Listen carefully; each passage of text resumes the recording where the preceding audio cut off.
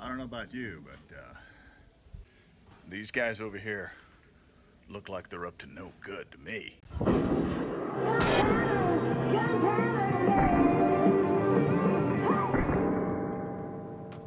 David the Marine. Let me see your war face. So you're driving down the street, minding your own business. You turn the corner and you see three guys like that are up to no good, maybe even rioting. And that's for the sake of the scenario. They have blood on their hands. They got a couple people on the street dying and bleeding already, and they're coming for you. What can you do? That's one thing you can do. But a lot like the situation in Portland, you know, you're just a guy driving down the street and all of a sudden you're in a mob scene. I mean, Right. when does it turn into a self-defensive situation? Well, as we found from the video for the truck driver in Portland, he got out voluntarily to try and calm things down, and they started to attack him to the point where he's sitting on the ground and somebody comes up and kicks him in the face. He falls over backwards. His skull thuds loudly. You can hear it on the video against the asphalt. And from what I understand, that guy died because he got beat up.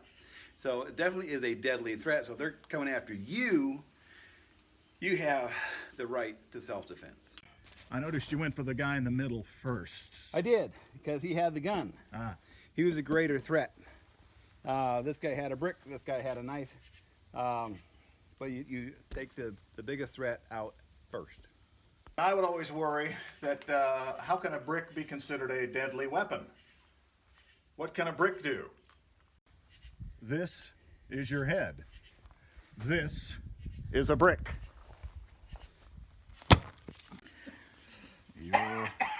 Your head is all over my pants. A brick can be considered a deadly weapon. I think so. I don't want that to be my skull. That's why I always carry a spare in the Matthews mobile. Somebody comes at you with a brick, in my book, that's a deadly weapon, and it needs to be handled as you would a deadly threat, because that's exactly what it is. Now, we've gone over this before. First of all, get yourself out of there if you first of all can. If you can't, if they're threatening you, you are under threat. Okay, so here we have this guy with a gun, this guy with a knife, and this guy with a brick. And they're coming at you. Yes. Why did you take out the middle guy first? Well, if they're coming at me, the guy with the knife, I figure he's a greater threat than the guy with the brick. If they're just standing there and the guy with the brick is getting ready to throw it, then the guy with the brick would be the greater priority. But since they're already charging at me, I got just a couple seconds before they're on me. The guy with the knife needs to go before the guy with the brick. So that was my thing. Of course, the guy with the gun can shoot from here or up there or anywhere. David, your friend doesn't look too good. Yeah, he's feeling a little melancholy.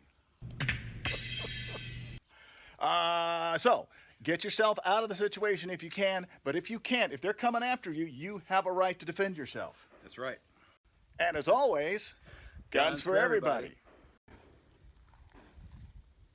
That'll leave a mark.